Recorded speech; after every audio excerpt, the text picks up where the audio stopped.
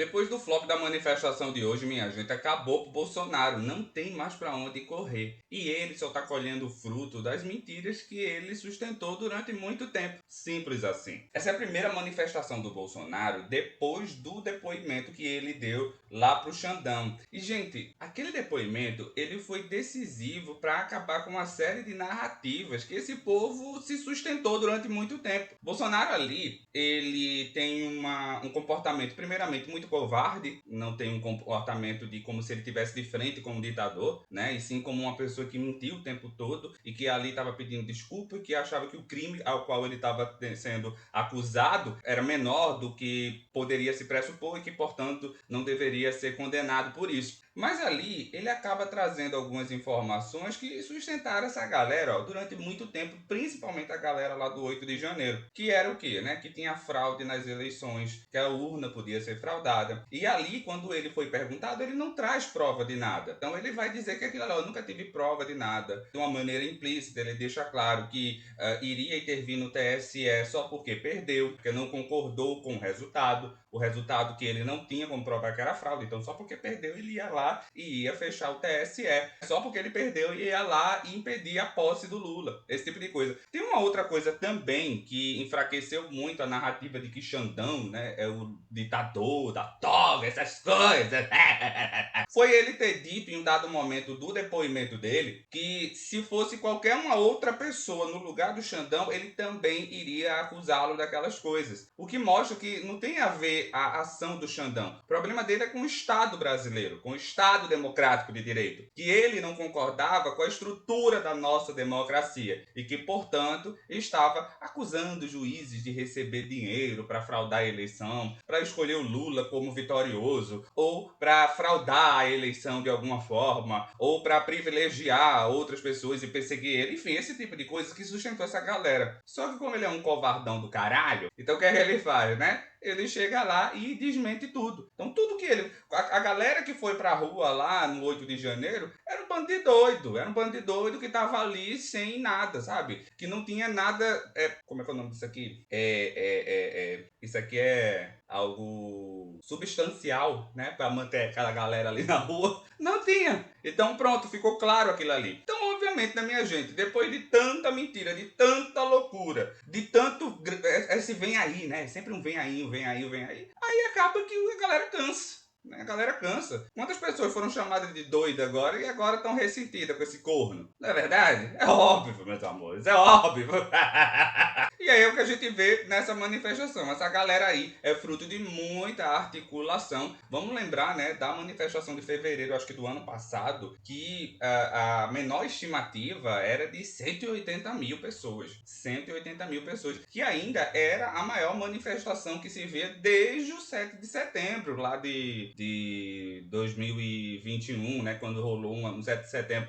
Aí veja como é que é a coisa, né? Você veja como é frágil a narrativa dessa galera, porque quando eles eram situação, quando o Bolsonaro tinha a máquina na mão, você tinha manifestações em tudo que é canto no Brasil. Aquela manifestação do 7 de setembro, acho que de 2022, levou uma galera aqui para a Praia do Recife, que a estimativa era de 30 mil pessoas, né? 30 mil pessoas. Recife, nem de longe, tem uma população parecida com a do Rio de Janeiro e a de São Paulo, por exemplo, tá ligado? E no caso de Brasília, né, eles articulavam muito para levar muita gente para lá, enquanto para cá não tinha essa articulação, mas ainda assim a gente consegue ver que o cartão corporativo, né, o cara, ele tá com a máquina na mão, favorece demais. Não tem a ver com ser uma galera que tem amor pelo país e gosta desse cara que sempre vai lá para fazer manifestação. Né? Porque se a gente for levar em consideração o desespero ou o momento crítico que eles estão vivendo, lá na época que Bolsonaro era presidente da República, era muito mais confortável. Era ele que estava no poder. Agora, eles são os perseguidos. E como eles sendo perseguidos, essa galera que ia pra rua lá não tá indo agora. Vocês sabem, porque eles acreditaram em mentira. E quando tinha dinheiro público, eles até que recebiam, ó, incentivos para ir para lá. E a gente ficou sabendo, né? Gente que recebia a gasolina, né?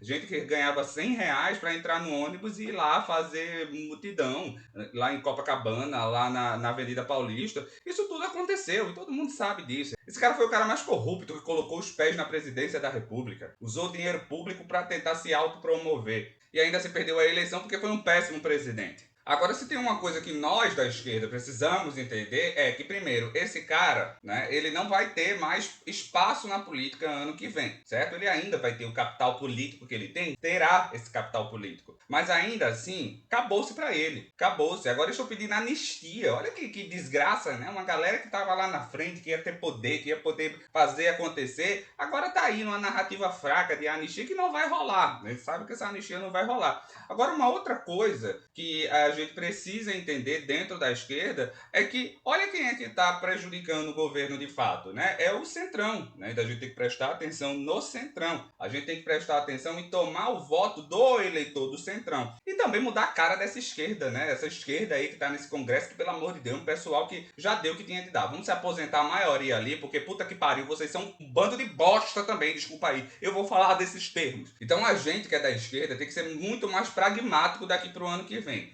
Parar de perder tempo discutindo com o Bolsonaro, que eu sei que engaja, né? Porque eles têm ali uma base que fica engajando nas redes sociais, qualquer tipo de coisa. E prestar atenção na coisa do dia a dia. O Centrão não tem o tamanho que tem porque fica nas redes sociais fazendo bravata. O Centrão não tem o tamanho que tem porque fica fazendo conteúdinho para as redes sociais. Não. Eles têm o tamanho que tem porque eles estão ali ó, articulando nas regiões onde eles vivem. Aí você passa 4 anos falando de Brasília o tempo todo. E quando chega lá no ano da eleição, fica reclamando porque a galera do seu bairro, da sua cidade, não vota por uma pessoa de esquerda. Ah, meu querido, nem tu tava falando do problema dessa pessoa, porque ela vai votar em alguém que tu acha que ela deve que votar, né? Daí é onde tá o tamanho do Centrão. Então por isso que a gente tem que meter o pau no Centrão. Meter o pau no Centrão não é meter o pau numa ideologia, é falar dos problemas do dia a dia, certo? Então falar do problema na sua cidade, falar do problema do seu estado, falar da segurança pública. Quem enfraquecer Tarcísio, meu amor? Quem enfraquecer Tarcísio aí em São Paulo fala da segurança. O que não falta é roubo, furto, estupro, violência, assassinato, tudo que não presta. Mas o que é que as bonitas estão fazendo? Estão fazendo debate de coisas que são completamente fora do dia a dia do cidadão brasileiro. Ah, por favor, né? Vamos colocar a mão na consciência. O Lula, em 2022, recebeu 60 milhões de votos. Desse total, 30 milhões votaram em deputados do Centrão. Não votaram em deputado da esquerda. Então você tem que focar nesse eleitor que vota no Lula e que vota nessa galera do Centrão e trazer essa galera para votar em alguém de esquerda. E para isso, tem que pautar o problema do dia a dia. Pelo amor de Deus! E é isso que eu pretendo falar bastante, tanto aqui, e já venho falando bastante lá nas minhas lives do TikTok. Então, se você quiser sempre acompanhar, dá um pulinho lá por volta das 7 horas da noite, tá? O arroba é o Josuel Santos BCH. Em todas as redes sociais é o mesmo, tá? Mas é lá no TikTok onde eu faço live diariamente, por volta das 7 horas. Se você quiser subir lá pra conversar comigo também, vai ser mais do que bem-vindo. Às vezes eu replico aqui no YouTube, às vezes não, né? Então é isso. Agradecer demais aí, eu cheguei 2.500 inscritos, né? Vamos crescer ainda mais. Então, se você ainda não é inscrito aqui no canal, não deixe de se inscrever aqui no canal, ativar o sininho e se aparecer a opção de hypar o vídeo, por favor, vamos hypar. E vamos começar a pensar pragmaticamente para as eleições do ano que vem, porque a gente tem chance de melhorar o Congresso que a gente tem, inclusive substituindo aí alguns nomes da esquerda que puta que pariu, né? Já deu. A gente precisa de gente que saiba se comunicar nas redes sociais. Beleza? É isso